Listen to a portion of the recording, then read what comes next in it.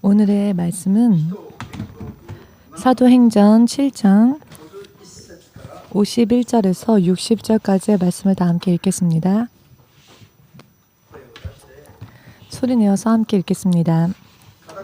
목이 곧고 마음과 귀에 할례를 받지 못한 사람들아, 너희가 항상 성령을 거스려 너희 조상과 같이 너희도 하는도다. 목이 곧고 마음과 귀에 할례를 받지 못한 사람들아, 너희 조상들은 선지자 중에 누구를 핍박지 아니하였느냐? 의인이 오시리라. 예고한 자들을 저희가 죽였고 이제 너희는 그 의인을 잡아준 자요.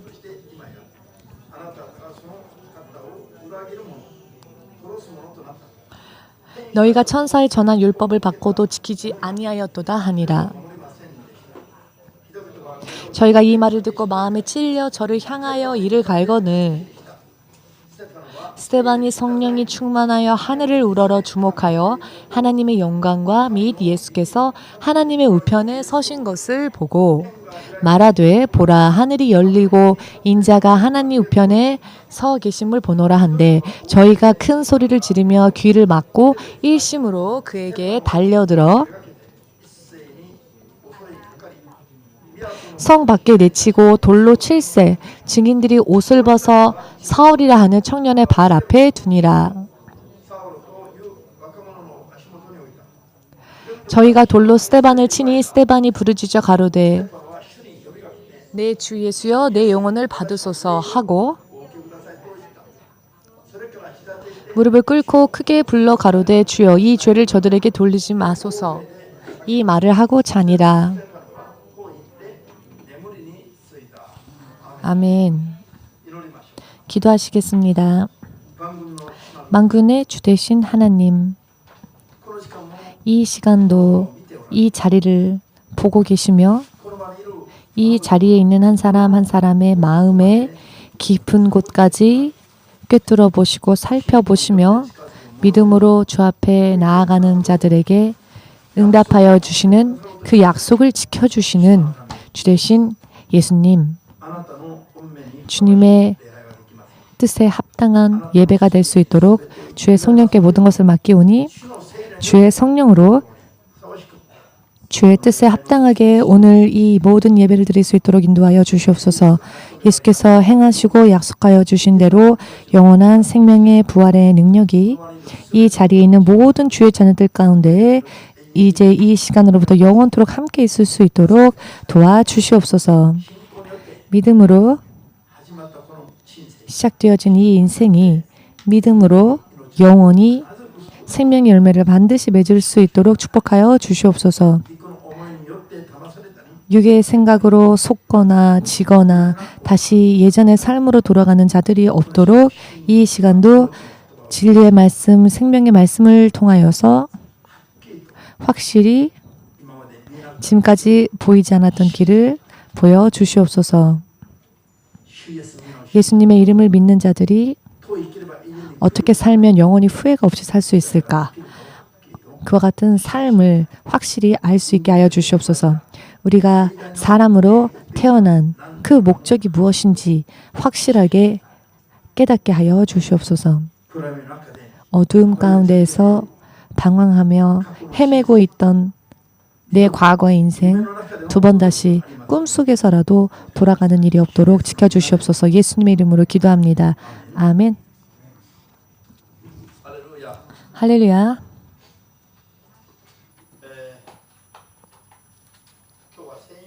오늘은 제가 지난주에 한국 국가기도회에 다녀온 그 간증을 여러분들에게 드리려고 합니다. 간증으로부터 말씀을 시작하겠습니다. 작년에도 그 순교자들에 대한 간증이 이야기가 있었는데요. 이번 국가기도회에서도 한국의 충청남도라고 하는 지역에 대전이라 하는 곳이 있습니다. 일본의 시나가와의 쪽으로 가다 보시면 오타라고 하는 한자가 있지 않습니까? 예, 이 한자를 똑같이 사용하여 한국명으로는 대전이라는 지역이 있습니다. 그곳에 갔다 왔는데요. 그 대전에서 순교지를 순례하는 그런 일정이 있었습니다. 그래서 충청남도의 한경이라고 하는 곳에 다녀왔습니다. 두 교회가 바로 그 간증의 교회가 되는데요. 먼저 강경 성결교회라고 하는 곳이 있었습니다. 1925년 10월부터 세워진 교회이고요. 당시는 일제시대였는데 그 일제시대 당시 한국인들에게는 신사참배가 강요되어졌던 시대이지요. 지금의 말로 표현하자면 초등학교 학생들까지조차 강제적으로 동원되어졌었습니다. 신사를 참배하는 일에 있어서 말입니다. 강제적으로 소집을 당하였던 그날 26명의 초등학생들이 학교를 등교하지 않았습니다. 신사 참배하지 않기 위해서였습니다. 그것이 바로 한경성결교회의 주일학교 초등학생들이었습니다. 그 이외에 40명의 학생들은 등교는 했지만 참배하지는 않았다고 합니다. 즉 신사를 향해 절을 하지 않았다는 것입니다. 김복길이라는 그 당시 주일학교 교사의 올바른 가르침, 그 가르침을 받았던 아이들이 그 믿음이 바르게 자랐다는 결과였습니다. 이 김복길 교사는 이 사건으로 인해 강제적으로 면직 처분을 당하게 되었습니다. 학교에서도 쫓겨나게 되었습니다. 초등학생들 가운데서도 몇 명이 퇴학 처분을 당하게 되었답니다. 이 일이 신문에 기재되게 되었고 이 소식이 한국 전국에 결국은 신사참배 거부 운동의 불씨가 되는 계기가 되었답니다. 여러분, 초등학생들이 먼저 신사참배 거부의 불씨를 일으킨 것입니다. 어른들도 아닌 우리 교회의 초등학교 아이들 있지 않습니까? 그와 같은 아이들, 지금 세휘가 5학년인데요. 이 교회에서도 5학년짜리 아이가 있었는데 어떤 아이는 신사참배를 너무나도 심하게 거부하여서 학교의 교장 선생님 방으로 불리어 가서 왜 너는 신사참배를 하지 않으려고 하느냐 라는 말을 들었을 때에 눈앞에 물이 한 컵 있었다고 하는데요. 그 물컵을 교장 선생님 얼굴에 던져버렸답니다. 여러분들이라면 그렇게 하실 수 있으십니까? 신사참배를 강요하는 선생님을 향해 그 누군가를 향해 눈앞에 물컵을 그 얼굴에 뿌려버린 것입니다. 아니 그 물컵을 던져버려서 그 교장 선생님이 상처를 입으셨답니다. 여러분, 초등학교의 아이들이 초등학생들이 어찌하여 이와 같은 전국적으로 신사참배 거부 운동의 불씨를 일으키는 이런 놀라운 믿음의 행위를 보일 수 있었을까요? 아이들은 아무것도 스스로 생각하고 판단하거나 혹은 하지 않고요. 자신이 배운 대로 따라갑니다. 배운 대로 순종하지요. 마태복음 3장을 통해 예수께서 아이들을 칭찬하셨는데요. 한 소호자를 예수께서 한 어린아이를 부르시고는 당신 앞에 세우시고 이와 같은 어린아이의 믿음이 없이는 천국에 들어갈 수 없다라고 교훈을 하신 적이 있습니다. 할렐루야. 우리 그 교회 세휘도 지금 초등학교 5학년인데요.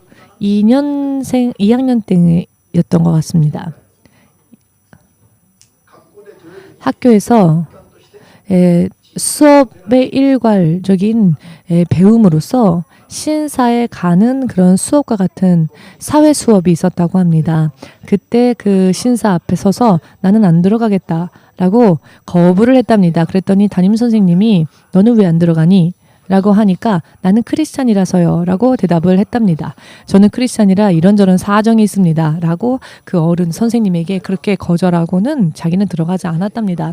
그래서 결국 선생님 중에 한 분이 다른 학생들이 신사를 들어갔다가 나올 때까지 세기와 함께 바깥에서 기다리고 계셨다라는 이야기가 있습니다. 올해 봄에 세휘가 또 이런 고백을 저한테 했는데요. 예수님께서 만일 오지 않으신다고 한다면 살 의미가 없지 않냐. 인생에 살 의미가 없다. 세휘에 살 의미가 없다는 겁니다. 사람으로서 인생을 살 의미가 없다고 말을 하는 겁니다. 예수님이 오지 않으신다면 예수님을 다시 맞이하기 위해 사는 것이 내가 이 땅에 사는 의미이다 라는 그런 고백인 것입니다. 어린아이조차도 어린아이이기 때문에 배운 대로 고백하며 배운 대로 행동을 한 것입니다. 그런데요, 우리가 어른이 되면 내가 배운 대로 하지 않고 스스로 생각을 하려고 하는 경향이 있지요. 배운 대로 하려 하지 않고 내 눈에 보이는 환경과 상황을 보고 판단하고 내 나름대로 살려고 하는 그런 경향이 있습니다. 그런데 이와 같은 것들이 우리들이 믿음 생활을 사는 데 있어서 얼마나 방해가 되는지를 이 시간 우리는 깊이 깨달을 필요가 있다고 생각합니다. 이 한경 성결 교회에서는 순교자는 나오지 않았답니다. 순교까지 하지는 않았지만 또 다른 교회가 있었습니다. 약 2km 정도 떨어져 있는 곳에 병촌이라고 하는 교회가 있었는데요. 이 교회에서는 한국 전쟁 때에 6.25 전쟁이죠. 북한 인민군이 일제히 침략하여 단 3일 만에 서울이 함락되고 정말로 순식간에 일제히 남하하여서 거의 대부분의 지역을 점령했습니다. 한 달 정도가 되었더니 부산을 제외한 전 지역을 점령하고 말았습니다. 9월 15일 인천 상륙 작전이 성공하기까지 약 3개월가량 한국의 교회들은 북한 군들에 의하여 지배당하게 되었습니다. 이 병천교회에 지금도 살아계시는 권사님이 계십니다. 이 권사님의 기도를 잠시 소개하겠습니다. 이 권사님이 지금도 살아계신 분이신데요. 아침 밤 하나님께 이렇게 기도했답니다. 하나님, 지금 북한 인민군이 잘 되게 해주십시오라고 기도했답니다. 왜냐하면은 세뇌당했기 때문에 북한이 공산주의를 펼치면 모두가 다 잘 살 수 있을 거라고 세뇌를 당했기 때문이랍니다. 모든 사람들이 행복하게 살 수 있을 거라고 세뇌를 당하여서 북한의 공산주의가 무엇인지 알지 못한 채 그저 이야기만 듣고는 순수하게 그것을 받아들이고 인민군이 승리하기를, 공산주의가 승리하기를 이렇게 밤낮으로 하나님께 기도를 했답니다. 이렇게 기도를 하고 있었는데 9월 17일이 되었을 때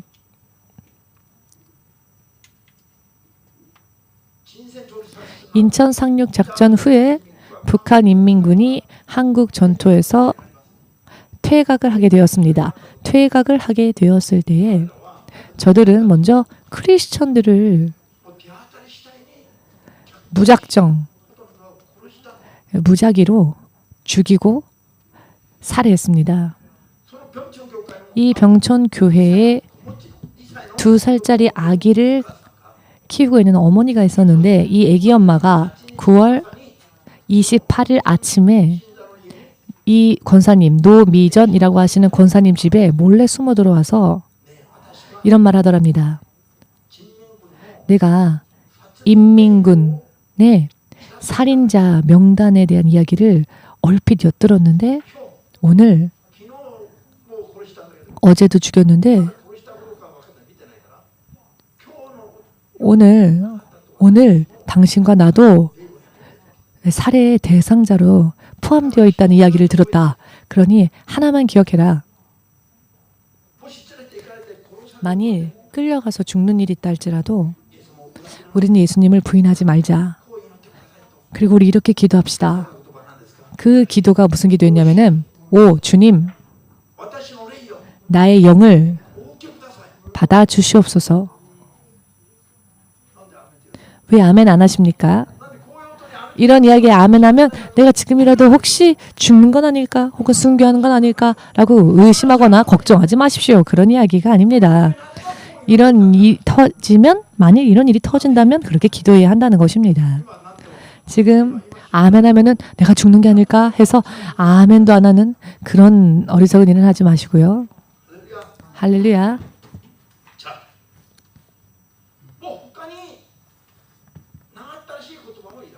다른 긴 기도문이 아니었습니다. 우리가 크리스찬으로서 마지막이 되었을 때, 오 주여 내 영을 받아 주옵소서. 다른 기도가 떠오르지 않아도, 아름다운 미사 용어를 사용하지 않아도 오 주여라는 말 한마디만으로도 예수님은 우리를 이미 보고 계신다는 것입니다. 그 한 사람 한 사람을. 여러분들이 교회를 향하여 오던 그때부터 이미 하나님은 여러분들의 마음을 다 보고 계십니다. 지금 내가 이 자리에 어떤 기분으로 왔는지도 하나님은 다 알고 계십니다. 며칠 전에 예레미야서에 주 하나님께서 내 마음을, 일본 사람들은 내 창자까지라고 하는 표현이 있습니다. 하나님께서는 우리의 창자까지, 폐부까지 꿰뚫어 보신다라고 말을 하는데요. 지난번에 우에하라 요시의 집사님의 성도님의 간증을 들었는데, 하나님께서 마치 내 폐부까지, 내 모든 곳까지 다 꿰뚫어 보시고 나를 지금 만지시는 것 같다라는 표현을 사용했습니다. 내 마음 안에 너무나 많은 더러움이 있었다는 것입니다. 내 몸에 더러움이 있는 게 아니라 내 마음에 더러움이 있었다는 것입니다. 믿으십니까?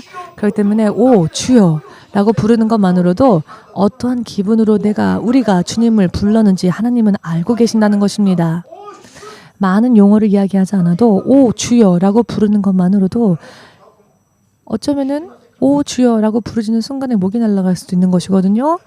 즉 어떤 마음가짐이 중요한가가, 마음가짐을 가지고 있는 것이 중요한가, 그것이 아주 중요하다는 것입니다. 우리가 마음의 단계, 어떤 마음을 가지고 있는 것인가부터 하나님 이미 알고 계시는 것을 아셔야 합니다. 우리의 마음까지 꿰뚫어 보시고, 또 하나님께서 우리의 믿음을 인정하시는, 우리의 마음을 꿰뚫어 보시는 하나님이 우리의 믿음을 인정하시는 그런 믿음을 우리가 가질 수 있도록 여러분들을 축복하겠습니다. 한마디만 남기고, 이 말만 남기고, 이 2살 아이를 데리고 이 애기 엄마가 또 슬그머니 사라지더랍니다. 오 주여 나의 영혼을 받아 주시옵소서. 그러나 오늘 밤 내가 죽을지도 모른다는 그 살인의 명부에 당신과 내 이름이 있었다라고 하는 이야기를 듣고 이 노미전 권사님은 너무나도 두려워서 몰래 그 마을에서 도망갔답니다. 무슨 일이 벌어졌는지는 모르죠. 일단 도망을 갈 수 있었으니까 도망을 갔답니다. 도망가고 난 다음에 북한 인민군이 다 퇴각하고 난 다음에 마을로 다시 돌아와 보니 많은 사람들이 살해당하고 그 자리에 이미 없었더랍니다. 그리고 매장당한 곳을 다 사람들이 파보았더니 이 노 권사님에게 오 주여 나의 영혼을 받아 주시옵소서, 이 한마디만 기도합시다. 이 기도만은 잊어버리지 말고 오늘 밤 우리가 죽는다 할지라도 기도합시다 라고 말을 해주었던 2살짜리 애기 엄마는 아이를 끌어안은 채로 살해당하여 묻혀져 있는 채로 발견되었답니다. 그러나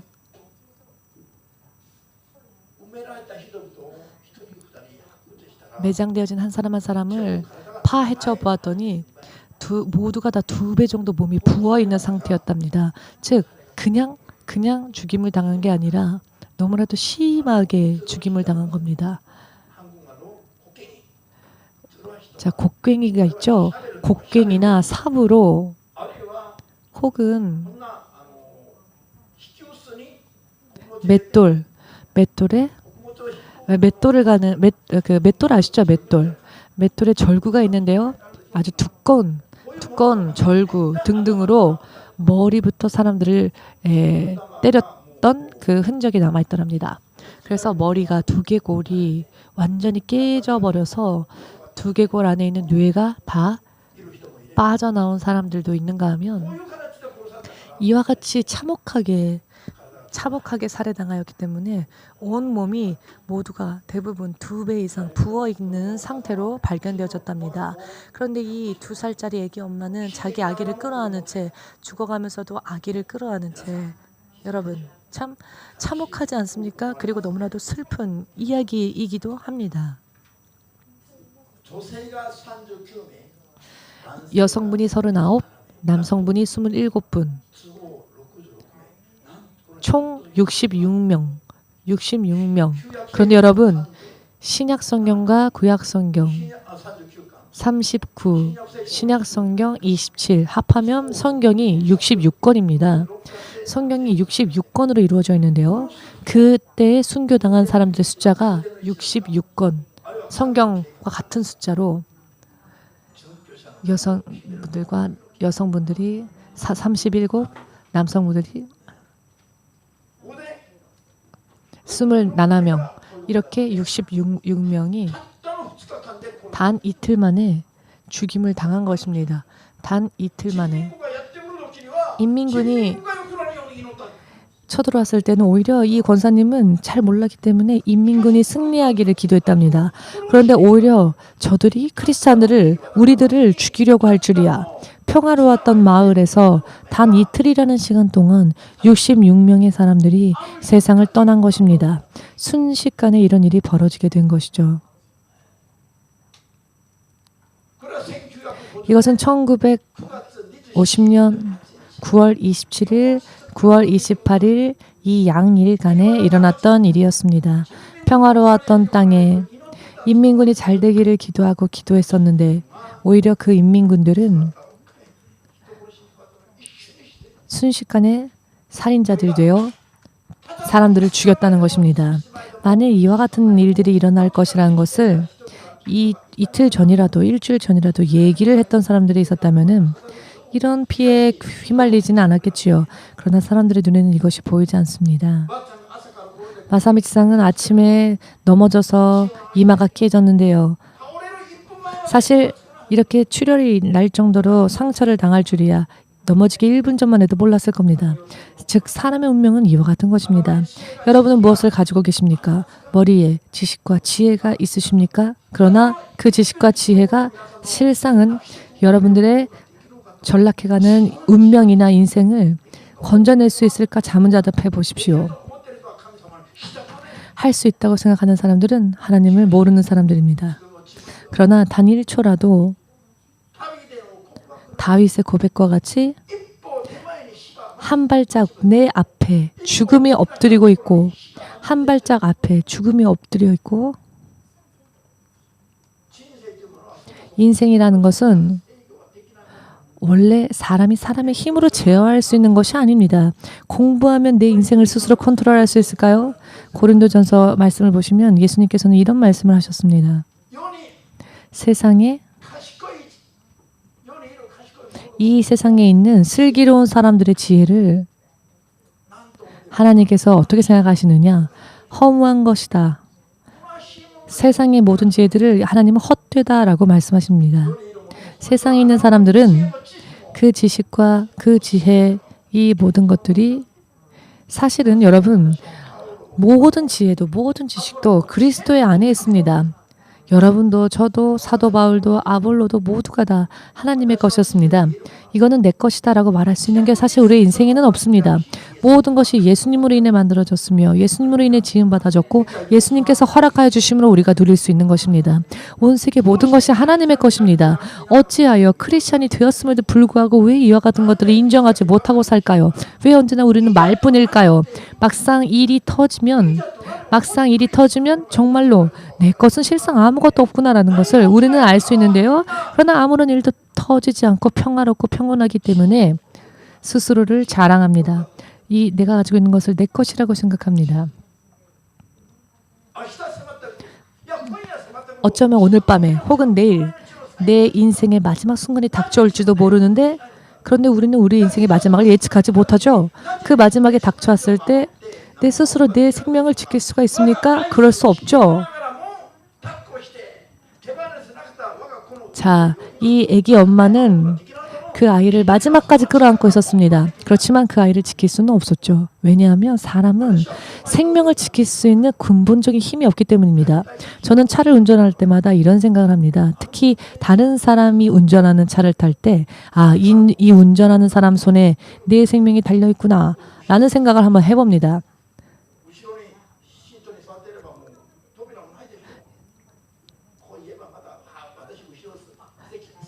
자, 뒷자리 예를 들어서 봉고차나 이런 뒷자리를 타면 그 차문이 바로 옆에 없을 수도 있지 않습니까? 그러면은 사고가 터졌을 때 도망갈 수도 없고, 그런데 그렇다고 해서 또 앞에 앉으면 괜찮은가? 그것도 아니죠. 갑자기 사고에 휘말리면 아무리 차 문을 열 수 있는 상황이라 할지라도 못 열고 죽을 수도 있습니다. 비행기를 타면 항상 제가 생각하는 것은 이륙할 때부터 착륙할 때까지 저는 계속 기도합니다. 의식이 있을 때는 계속 기도합니다. 왜냐하면은 내 생명이 지금 이 비행기에 달려있기 때문에, 이 비행기가 추락한다면 저는 그 안에서 아무것도 할 수 없습니다. 내 생명을 위해서는. 그런 주님께 기도하지 않을 수가 없죠. 어머, 목사님 두려우세요? 믿음이 없으신가 봐. 아닙니다. 믿음이 있기 때문에 기도하는 겁니다. 믿음이 있기 때문에 하나님께 매달리는 겁니다. 내 생명을 생각하며 기도할 때도 있지만 그것뿐만이 아닙니다. 조금만 기분이 안 좋아져도, 비행기를 탔을 때 여러분 비행기가 많이 흔들리지 않습니까? 그러면은 흔들릴 때 기분이 좋지 않죠. 그래서 저는 그때도 기도합니다. 하나님의 품속에서 이 비행기가 잘 비행할 수 있도록 기도합니다. 그러면 어떻게 되느냐? 비행기가 전혀 흔들리지 않고, 혹은 흔들려도 조금만 흔들리며 비행을 하기도 합니다. 왜냐하면 기도했기 때문입니다. 그런데 스튜어디스들이 제 쪽에 와서 물 한 잔 안 주죠. 제가 기분이 나빠도. 모르니까. 왜 뭘 모르냐? 제가 이 비행기를 타서 기도를 했기 때문에 이 비행기가 안전하다는 것을 스튜디오스들은 모르니까, 알면 물 한 잔이라도 줄 텐데 안 준다는 겁니다. 자, 지금 칸사이 쪽에 공항이 폐쇄되었죠. 공항 쪽으로 갈 수도 없답니다. 지금 다음 주에 지금 우리 하스미상 가족이 전철이 멈춰버리는 바람에 지금 예배를 드리러 오지 못하고 있는데, 이 모든 것들도 다 방해이고 회방입니다. 이런 일이 있을 때에는 나가오 집사님 어디 있습니까? 아이들과 함께 지금 수업하고 있군요. 요코하마에서 이쪽을 향하여 올 때마다 맨날 그 전철이 인신 사고가 터지는 겁니다. 저는 전철을 탔을 때 인신 사고에 휘말려서 전철이 멈춰 스톱되어 움직이지 못하게 된 적이 없었습니다. 예를 들어서는 차를 탈 때에도 침체되었을 때에 기도하면 길이 뚫렸습니다. 저는 길이 뚫릴 때까지 기도합니다. 이런 방해가 있을 때, 이런 회막이 있을 때 우리 믿는 자들은 이대로 그냥 휩쓸려 가면 안 되죠. 이 모든 것들을 초월할 수 있는 초자연적인 하나님의 능력 속에서 살지 않으면 안 되죠. 우리가 예수님을 상식으로만 믿는다면 예수님 믿는 거 그만두십시오. 우리는 상식을 초월하여 역사하시는 하나님을 믿고 있기 때문에 우리는 오늘도 예수님께 매달리는 겁니다. 그렇게 생각하시는 분들은 아멘으로 주님 앞에 영광 돌리시기 바랍니다. 평화로웠던 땅에 66명의 사람들이 단 이틀 동안에 아무런 저항도 할 수 없이 살해를 당했습니다. 평화로운 이 일본 땅에 사실 언제 어떻게 무슨 일이 우리에게 일어날지 우리는 알 수 없습니다. 그러니 미리 준비합시다. 미리 예배합시다. 왜냐하면 막상 사건이 터졌을 때는 준비하지 못한 사람은 아무것도 할 수 없기 때문입니다. 이 노미정 권사님, 지금은 권사님이 되었는데요.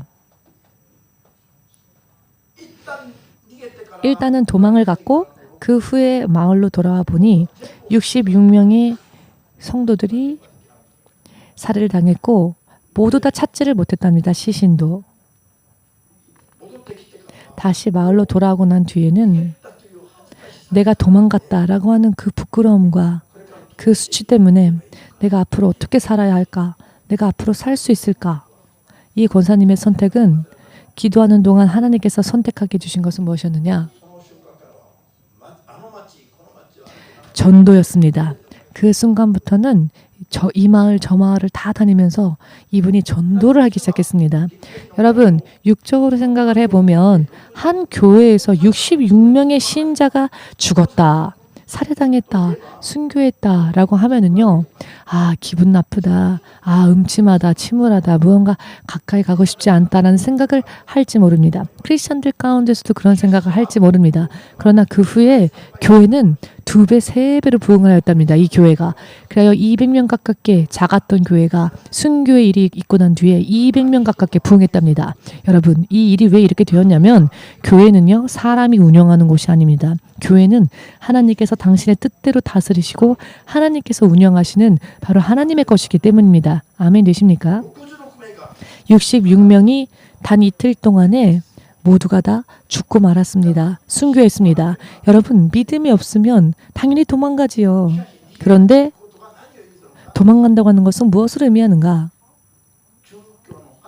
순교 후에 하나님의 나라를 향한 그 소망이 내게는 없었다라는 것을 의미하는 겁니다. 사실 여러분 이것은 굉장히 중요합니다. 앞으로 이 세상은 마지막 때를 향하여 점점 치닫고 있고 그럴수록 이 세상은 예수님을 믿기 더 어려운 환경이 될 것입니다. 어떠한 상황이나 혹은 환경 때문에 여러분들이 신자로서 행해야 할 행위를 어떠한 이유로서 행하지 못하거나 혹은 하지 못하거나 현실적인 이유로 인해 여러분들이 휩쓸려 갈 수 있는 그런 상황이 앞으로 더욱더 많아질 것입니다. 그런데 그렇게 휩쓸려 간다면 그것은 실상은 내가 하나님을 향한 신뢰와 믿음이 작았다는 것을 뜻합니다. 설사 순교가 다가온다 할지라도 그 순교에 대해서 준비할 수 없겠죠. 왜냐하면 현실에 너무 많은 이유들이 있으니까 순교할 수가 없고 현실에 휘말리겠죠. 그러면 그 사람은 예수님의 이름으로 과연 살 수 있을까요? 네. 자, 물론 내가 스스로 죽는 것을 택한다면 그것은 자살이지만 순교라는 것은 그것이 아닙니다. 순교라는 상황이 왔을 때 도망가지 않고 피하지 아니하고 핍박이 있으면 핍박을 받겠다. 나는 내 믿음을 그것으로 인해 버리지 않겠다. 이 선택이 순교입니다.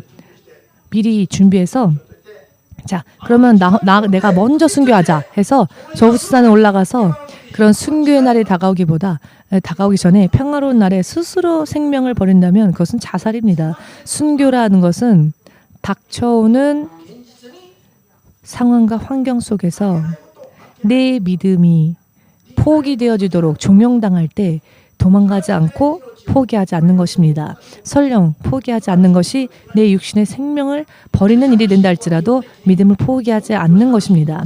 사실 크리스찬들은 기본적으로 모두가 순교의 믿음 위에 서야 합니다. 왜냐하면 죽으면 우리가 천국 가는 게 우리의 믿음의 목적 아닙니까? 내 믿음의 목적은 이 땅에서 잘 되기 위해서가 아니라 내가 세상을 떠난 후에도 하나님 나라에 온전히 들어가기 위해서 믿는 겁니다. 베드로전서 1장 9절 말씀에도 나와 있지요. 믿음의 결과는 내가 이 땅에서 잘 되고 부자가 되고 건강해지고 가정이 단란해지고 원만해지고 평화로워지는 게 우리들의 믿음의 목적이 아닙니다. 이와 같은 것들은 믿는 자들에게 함께 뒤따르는 표적일 뿐이며 그런 축복들이 있어도 감사, 없어도 불평불만을 할 것은 없습니다. 그와 같은 것들은 우리들의 영원한 목적은 아닙니다. 우리의 믿음의 영원한 목적이 되고 우리에게 있어서 영원히 있어야 할 것은 바로 생명의 구원인데요. 이 생명의 구원은 무엇을 의미하는가? 예수님과 함께 있는 것을 의미합니다. 지옥에 가더라도 나는 여러분 사람은요. 이 세상을 떠나고 난 뒤에 지옥을 가도요. 영원히 삽니다. 천국을 가도요. 영원히 삽니다. 죽는다는 것은 여러분 진짜로 죽는다고 하는 것은 무엇이 죽음이냐? 예수님께 떨어져 있는 상태입니다. 생명으로 인한 축복과 은혜를 아무것도 누릴 수 없으며 고통만을 받기 때문에 그것을 영의 사망이라고 말합니다. 그러나 실제로 죽는 건 아닙니다. 여러분 예수님과 함께 있는 것이야말로 생명입니다. 순교자적인 믿음이 없으면 주님과 함께 더불어 이 땅에서도 있을 수 없고 사후에도 함께 할 수 없습니다. 내가 지금 크리스찬이라 할지라도 매일매일 사실 나의 삶 속에 어떠한 일이 앞으로 벌어지게 될지 알 수 없죠. 내가 주님과 함께 산다면 그러나 그런 어떤 일들이 터진다 할지라도 나는 안전합니다. 제가 일본에 없을 때에 일본 땅에 여러 많은 일들이 일어났다고 들었습니다. 공항까지 폐쇄되어지고 태풍과 지진으로 큰일이 났다는 이야기를 들었습니다. 그런데 여러분 기도하는 사람들이 가는 길은 열립니다. 왜냐하면 기도하는 자는 주님과 함께 있는 사람이기 때문입니다. 주님과 함께하지 않는다고 한다면 모든 길이 막혀버릴 것입니다. 이것이 주님과 함께하지 않기 때문에 주님과 함께하지 않는 것이 죽음의 상황이라는 것을 왜 믿지 않으십니까? 믿으시길 바랍니다. 주님과 함께하지 않으면 무슨 일이 터질 때에 내 스스로는 컨트롤할 수 없는 어떠한 일이 터졌을 때에 주께서 역사하지 않으신다면 내가 지금 주님과 함께하지 않는다는 것을 의미합니다. 자, 나에게 질병이 있다 합시다. 하나님께서 그 질병을에서 지켜주지 않으셨기 때문에 질병에 걸린 겁니다. 기도를 하여도 낫지 않았다? 주님이 역사하지 않으셨기 때문에 낫지 않은 것이기 때문입니다. 왜냐하면은 그 병의 치유하심 속에서 내가 하나님 앞에 믿음을 보이지 않았기 때문은 아닐까요? 이 부분에 대해서만큼은 내가 주님과 함께하지 않은 부분들이 있었기 때문이 아닐까요? 그렇기 때문에 문제가 터지면 나에게 고스란히 그 결과가 나오는 겁니다. 금전적인 문제에 있어서도 제대로 잘 되지 않는다. 그것은 하나님께서 금전적인 문제에 대해서도 은혜를 베풀어 주지 않으시기 때문입니다. 금전적인 문제에서도 만일 우리에게 막힘이 있다면 그것은 무언가 우리가 하나님과 함께하지 못하는 부분들이 있었기 때문에 주님께서 도와주거나 은혜를 주지 않으셨다는 것을 우리는 점검해 봐야 합니다. 점검해 보지 않고 그대로 있다면, 그대로 묵묵히 있다면 그 후에는 더 심해질 것이기 때문입니다. 예수님과 함께 하지 않는다면 이 세상을 사는 동안뿐만이 아니라 육신을 떠나는 순간에도 우리는 주님의 모든 은혜에서 끊어지게 될 것이지만 내가 주님과 함께 한다면 세상을 사는 동안에도 하나님 나라에 가는 동안 갔을 때에도 모든 면에서 충족해지며 충만해지게 될 것입니다. 그때 우리는 하나님께 감사하면 되겠지요. 무언가 내가 원하는 일들이 일어나지 않는다, 사고가 터졌다, 병에 걸렸다, 무언가 트러블이 생겼다, 그것은 아직 주님께서 나와 함께 하지 않으시고 인도하지 않으시고 역사하지 않으신다는 상태인 것입니다. 그것은 내가 어딘가에서 주님 앞에 무릎 꿇어야 할 부분들이 있고 회개해야 될 죄가 있고 내가 무언가 하나님 앞에 깨달아야 될 부분들이 있다는 것, 이것을 여러분들이 깨닫고 기도한다면 하나님은 앞으로 그 사람들을, 우리들을 인도하시고 보호하실 겁니다. 그러나 이와 같은 우리가 믿음의 점검을 하지 않는다면 우리는 계속 또 이런 불의한 일들에 휩쓸릴 수밖에 없을 것입니다. 그런데 이렇게 계속 불의한 일들에 휩쓸리면서도 나는 크리스찬이다 라고 한다면 여러분 그 믿음을요 마귀도 인정하지 않을 겁니다. 왜냐하면 마귀가 오히려 방해하고 회방하고 지배하고 간섭하고 있는데 그것을 모르고 있고 하나님께 기도하지도 않으니까. 무지하다는 것은 이 노미정 권사님은 공산주의가 성공하기를 밤낮으로 기도했답니다. 공산주의가 좋은 건 줄 알고 자기의 이름이 살해 대상 명단에 기록되어졌음에도 불구하고 오히려 자기를 죽이려는 그 공산주의자들이 좋은 사람들인 줄 알고 밤낮으로 그들을 위해 기도했답니다. 무지하니까 그런 것이죠. 그러나 무지하다는 것은 믿음 안에서 어떠한 변명도 안 됩니다. 무지함은 불신앙으로 이어지고 불신앙은 하나님으로부터 떨어져서 죽음의 상태에 들어갈 수밖에 없습니다. 그렇게 되면 하나님으로부터 아무것도 얻을 수 없다는 것을 지금 확실하게 깨달으시길 예수님의 이름으로 축복합니다. 2살 아이가 어머니의 품에 안긴 채 같이 순교를 당했습니다. 어머니의 믿음의 영향으로 인해 육의 생각으로 볼 때 사실 아이까지 죽었다 하면 슬프다라고 생각하겠죠. 그러나 실상은 이 아이는 그 어머니의 믿음으로 인해 함께 지금 천국에 있는 것입니다. 천국에 갔다는 것은 최고의 축복입니다. 어버이의 믿음이 아이들에게 얼마나 영향을 끼치는지 아십니까? 절대적인 영향을 끼칩니다. 아직 내 스스로의 의지로는 취사 선택을 할 수 없는 아이들은 어버이의 믿음으로 영향을 받습니다. 그 부모가 절에 데려가면 아무런 저항하지 않고 함께 그냥 지옥으로 갑니다. 더 이상 모르기 때문에 자기의 취사 선택을 할 수 있는 판단력이 없기 때문에 좋은 게 무엇이고 나쁜 게 무엇인지를 모르기 때문에 그러면 그 아이들은 그 부모로 인해 같이 지옥으로 향해 가는 겁니다. 그러나 그 부모가 천국으로 향해 가는 부모라면은 그 부모 밑에 자라나는 아이는 정말로 큰 축복을 받은 자들입니다. 무책임하게 아이를 낳아놓고 지옥으로 가게끔 내버려두는, 내팽개주는 사람들이 이 세상에 얼마나 있습니까? 여러분, 우리는 우리 아이들을 위해서 목숨 걸고 기도해야 합니다. 내 아이가 나의 중보 기도로 인해 구원받기를, 내 아이가 함께 순교하는 일이 있다 할지라도 반드시 내 아이도 나도 천국 갈 수 있기를 기도하시기를 바랍니다. 여러분들이 예를 들어서 여러분들의 아이들이 내가 태어나지 않았으면 좋았을 뻔했다라고 아이들의 운명이 이렇게 되지 않도록 기도하시기 바랍니다. 아무 생각 없이 아이를 낳아놓고 아무 생각 없이 아이를 낳았는데 뭐 그렇게 아이가 태어났으니 그 아이가 그렇게 살다가 지옥 가도 어쩔 수 없다. 이렇게 해서는 안 되죠. 내가 부모라면은 반드시 내 아이가 천국 갈 수 있도록 철회하며 기도하고 중보기도 하며 마음을 찢어 회개하고 아이들을 위해 기도해야 할 것입니다.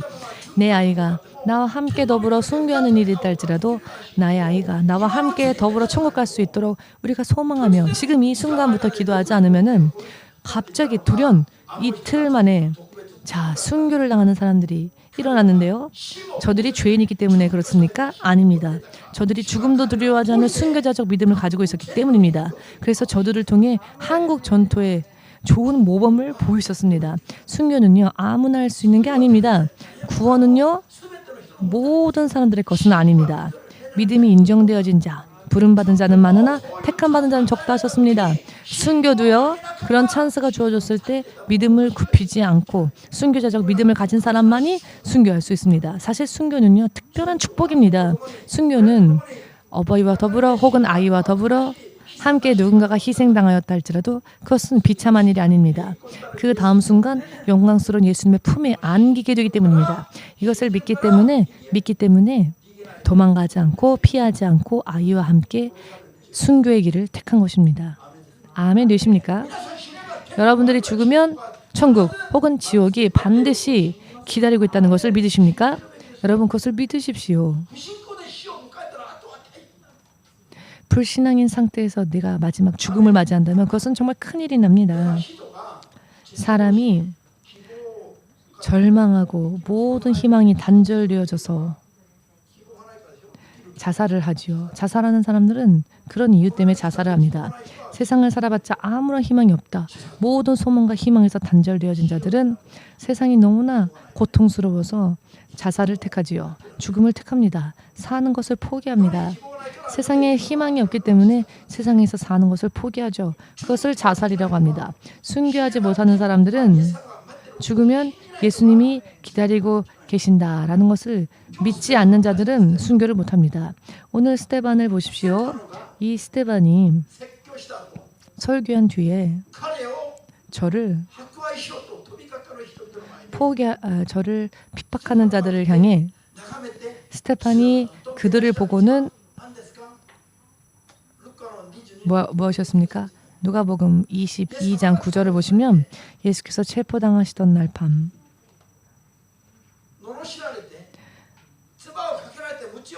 사람들은 예수님을 조롱하였고 침을 뱉었지만 예수님은 뭐라고 하셨습니까? 예수를 채찍질하고 조롱하고 침뱉고 하던 장로들이 너가 구세주냐? 메시아냐? 말해라 라고 하였을 때 예수께서는 저들에게 무엇라고 대답하셨습니까? 내가 어떠한 말을 하더라도 너희는 믿으려 하지 않으니 내가 무엇을 말하려 한다 할지라도 너희는 그것을 들으려 하지 않으니 너희의 질문에 나는 답하지 않을 것이다. 그러나 후에 하늘의 하나님의 보좌 오른편에 예수께서는 당신께서 앉으실 것을 말씀하십니다. 예수를 핍박하는 자들을 눈앞에 두셨을 때 예수께서는 당신이 가시던 그 길을 굽히지 아니하셨고 나는 이제 하나님의 보좌 옆에 있을 것이다 라고 미리 말씀하셨습니다. 그 말씀은 이루어졌고 예수께서 하나님의 보좌 오른편에 계시는 모습을 스데반이 그 영안이 열려 그 모습을 목격하게 됩니다. 할렐루야. 하나님의 약속은 예수님의 약속은 모두 다 실현되어집니다.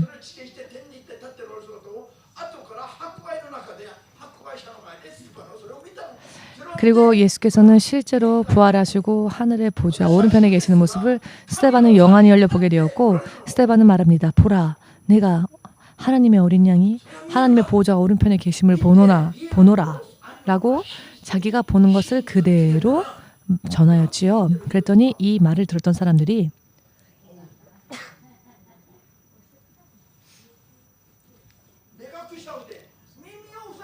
귀를 막았습니다. 진리를 전하면 그게 싫은 사람들이죠. 천국과 연결되어지지 않은 사람들은 진리를 이야기하면 싫어합니다. 진리를 이야기하면 감정의 기복이 생기고 싫어합니다. 그런 사람들은 아직 하나님과 연결되어져 있지 않은 사람들입니다. 아직도 하나님 안에 온전히 있지 못하기 때문에 오히려 진리를 들으면 반감을 가지는 겁니다. 이와 같은 것을 깨닫지 않으면 우리의 앞으로의 인생이 영원히 위험하다는 것을 지금 깨달으시기를 예수님의 이름으로 축복합니다. 알기 쉽습니다. 영적인 설교를 할 때에는 졸던지 기쁨을 잃든지 기도하지 않아도 판단을 해야 합니다. 아, 내가 지금 영적으로 지고 있구나.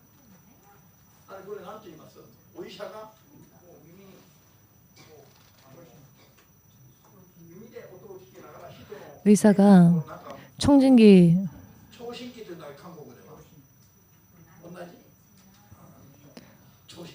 자, 청진기가 있죠. 의사들이 사용하는 청진기가 있습니다. 자, 사람 몸 많이 보이지가 않죠? 그런데 청진기로 귀로 들으면 심장의 박동을 체크할 수 있습니다. 그 박동이 정상적인 사람도 있고 정상적이지 못한 불규칙한 사람들도 있죠. 지금 설교를 들으면서 말씀에 반응하는 사람들이 있는가 하면 말씀을 들어도 오히려 반감을 느끼는 사람들이 있습니다. 기분이 상하는 사람들도 있습니다. 물론 여러분들 가운데는 그런 분들이 없을 것이라는 것을 소망하면서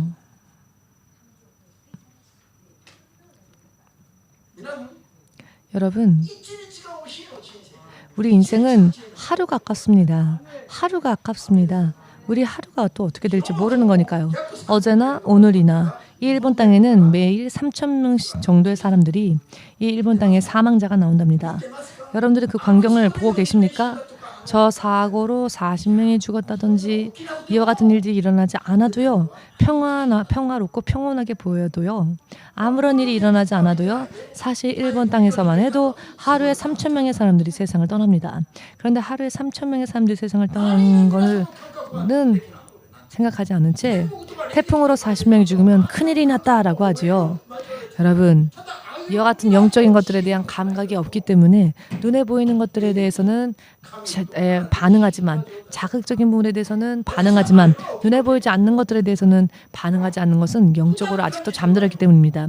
저는 평소 때에 항상 태풍으로 40명이 죽은 것 이상으로 저는 긴장하며 저는 슬픔을 늘 느끼며 삽니다. 왜냐하면 매일 이 땅에 예수님을 알지 못하는 사람들이 3,000명가량의 사람들이 매일 이 일본 땅에서만 해도 세상을 떠나고 있기 때문입니다.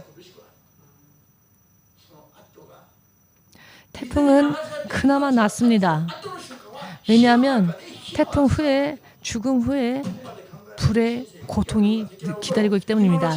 여기까지 우리가 꿰뚫어 보지 않으면은 우리의 영에 안 된다는 것을 여러분들 꼭 깨달으시기 바랍니다. 무엇이 크리스찬입니까? 이 세상에 진짜 크리스찬들은 거의 없는 것 같습니다. 이 땅에 기독교 신자들, 자, 10억 명의 크리스찬들이 있다고 하지만은 그 10억 명의 크리스찬들이 모두 성경 위에 온전히 서 있을까요? 아닙니다. 그렇지 않습니다. 이 병천 교회 목사님의 간증을 하나 들었는데요. 그 교회에 부임하신 후에 그 마을이 순교자들의 마을이었기 때문에 이것저것 조사해 보았더니 한국 전쟁뿐만이 아니라 그 이전에 신사참배에 강요되어졌을 때 순교자적인 믿음을 지키고 세상을 떠난 사람들은 믿는 자들 중에 10%밖에 없었고 크리스찬들 가운데서도 90%의 사람들은 타협하고 신사참배를 했다는 것을 조사 후에 알았답니다. 이것이 연구 후에 알게 되어진 결과라고 합니다. 그러나 10%라도 있기를 참 감사하다. 지금 이 시대에는 과연 10%라도 있을까요? 이 일본 땅에 예수를 위해 목숨을 버릴 수 있는 사람들이 10%라도 있다면 정말 복된 것이라고 생각합니다. 여러분은 어떠십니까? 지금 막상 순교의 상황이 닥쳐올 때 여러분들은 천국을 우선적으로 소망을 두고 어떤 일이 있다 할지라도 믿음을 굽히지 않을 자신이 있으십니까? 없으시죠. 없으시다면 노력하십시오. 주일 예배조차 거룩하게 구별하지 못하는 우리가 어떻게 순교할 수 있겠습니까? 육의 생각에 잠겨있는 우리가 어떻게 천국과 연결되어진 삶을 살 수 있겠습니까? 아직 그렇지 못함을 깨닫고 여러분 깨닫고 이제는 일어나시길 바랍니다. 주일 예배에 단 1시간조차 거룩한 믿는 자의 모습으로 하나님 앞에 예배드리지 못하는 우리가 어떻게 천국과 연결되어졌다 있다고 할 수 있겠습니까? 히브리서의 말씀을 여러분 확실하게 명확하게 깨달으시길 바랍니다. 평화와 거룩한 길을 너희는 구하라 라고 하셨습니다. 그것이 없으면 그거는 누구도 예수님을 볼 수 없다. 주를 볼 수 없다 하셨습니다. 여러분들 가운데 죄가 있는 한 막상 어느 날突然 우리가 죽게 된다면 그 죄 가운데 죽은 자는 예수를 볼 수 없습니다.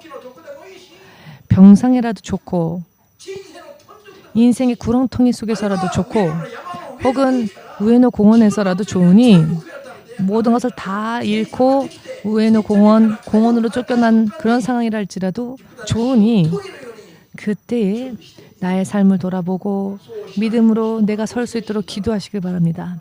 믿음이 없는 자들이 죽으면 그 사람은 영원히 희망이 없기 때문입니다. 지금까지 제가 계속 거듭 되풀이하여 설교해온 내용이기도 하지만 그러나 똑같은 설교를 들어도 지키려 하지 않으니까 오히려 설교 시간이 너무 길다, 말씀이 너무 듣기 어렵다, 무섭다 이런 말씀들만 하죠.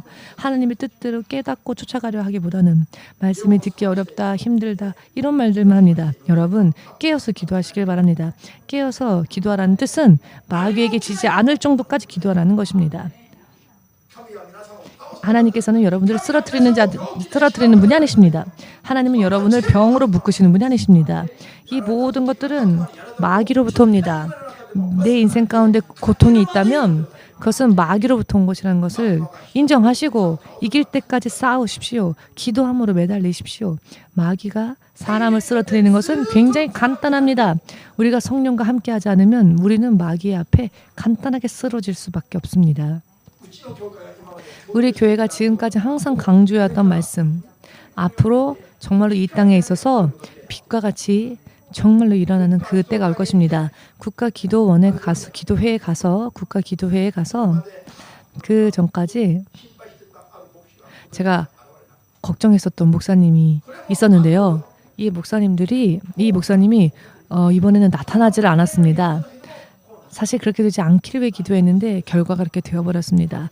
이 목사님은 정말 어떡하나 하고 근심했던 목사님이 계셨는데 그 목사님이 결국 이번에는 나타나지 않았습니다.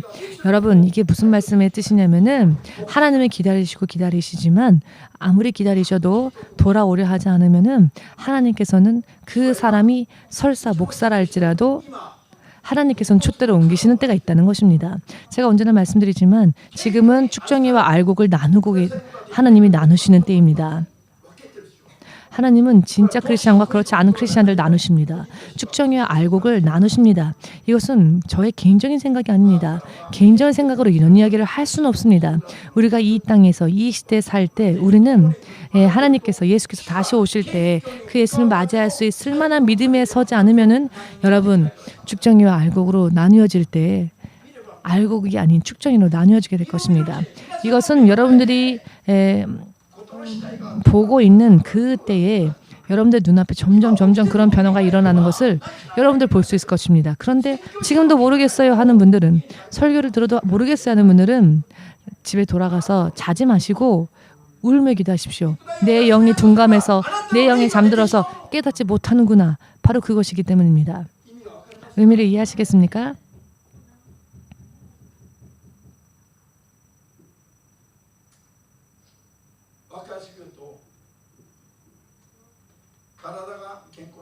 알기 쉽게 말씀드리면은 아무리 육신이 건강해도 심장이 갑자기 마비되어져 버리면 죽을 수밖에 없습니다. 심장이 건강해도 장기 중에 무언가 하나가 잘못되면 죽습니다. 다 건강해도 나의 뇌가 썩어버린다면 죽습니다. 의미를 이해하시겠습니까? 여러분들이 아무리 믿음 생활을 하여도 천국에 갈 수 있느냐, 갈 수 없느냐는 내 안에 죄가 남아있느냐, 그렇지 않느냐, 내가 계속 회개의 삶을 살았느냐, 안 했느냐에 걸려 있습니다. 거룩한 삶을 살지 못하면 그거는 누구도 예수님을 볼 수 없습니다. 죄 안에 있으면 우리는 천국에 갈 수가 없습니다. 왜 이것이 들리지 않으며 왜 이것이 이상합니까?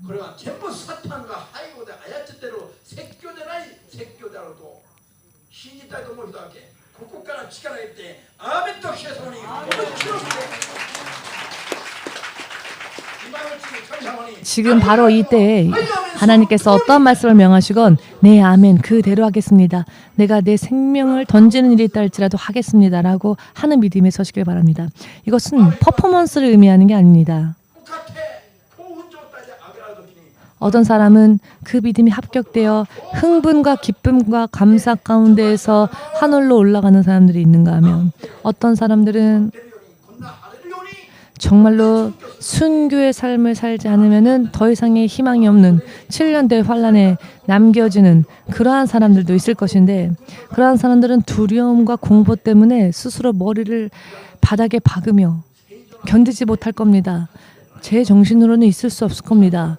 남겨진 것에 대한 공포, 그 공포는요, 그 두려움은요, 여러분 아직 상상 안 되시죠? 목사님이 아직 평화로운 때에 미리 말씀을 전할 때에 깨달으시길 바랍니다. 깨달으시길 바랍니다. 정말로 육신을 떠나 내 영이 마귀의 손에 넘어가 버린다면 저 공산당들의 핍박과 박해보다도 훨씬 더 말로 표현할 수 없는 냉혹한 고통이 영원히 기다리기 때문에 이와 같은 일들은 우리가 오직 기도하고 오직 성령께 의지하지 않으면 아무리 들어도 이해되지 않는 이야기들입니다. 저도 예전엔 그랬습니다. 그러나 성령의 감화, 감동을 받고 말씀을 듣기 시작하니 무언가 길이 열리는 것을 느꼈습니다. 진리의 말씀이 보이기 시작했습니다. 올해 들어와서 자주 설교하는 내용이기도 하지만 설교가 마치 그림을 그릴 수 있는 그런 눈으로 그 말씀을 들으면서 그림으로 그리면서 이게 이렇게 되는구나. 결과는 이렇게 되겠구나. 과정은 이렇구나.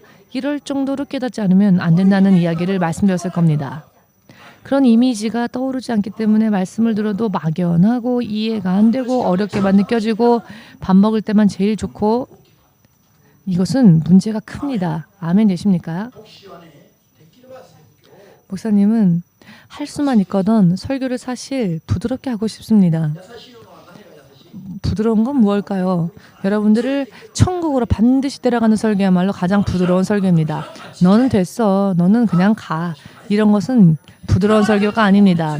정말로 배려심이 있고 정말로 부드러운 자상한 설교는 육신적으로는 비판받는 일이 있다 할지라도 반드시 천국에 갈 수 있는 그와 같은 믿음을 한 사람 한 사람이 가질 수 있게끔 말씀을 희석하지 않고 그대로 전하는 그 설교야말로 가장 배려 있는 설교이며 가장 듣기 좋은 설교입니다. 여러분 입에 쓴 것이 우리 안에 들어가면 우리 몸에 유익합니다. 들을 때는 괴로울 수 있지만 이 내 들은 말씀들이 내 영에 전달되어지면 내 영의 능력이 힘이 생기고 여러분 질병은요 나가라 하지 않아도 내 영이 살아나고 내 영이 강건해지면 병에 걸리지 않습니다. 병이 거할 데가 없어집니다. 의미를 이해하시겠는지요?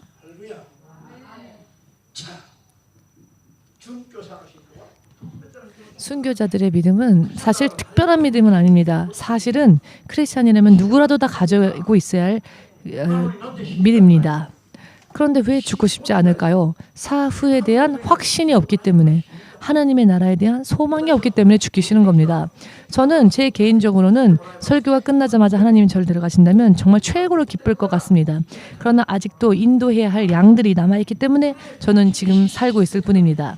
이런 이야기들은요. 듣기 어려운 이야기가 아니라 반드시 구원에 이를 수 있는 그런 설교입니다. 여러분 우리 순교자적인 믿음을 가집시다.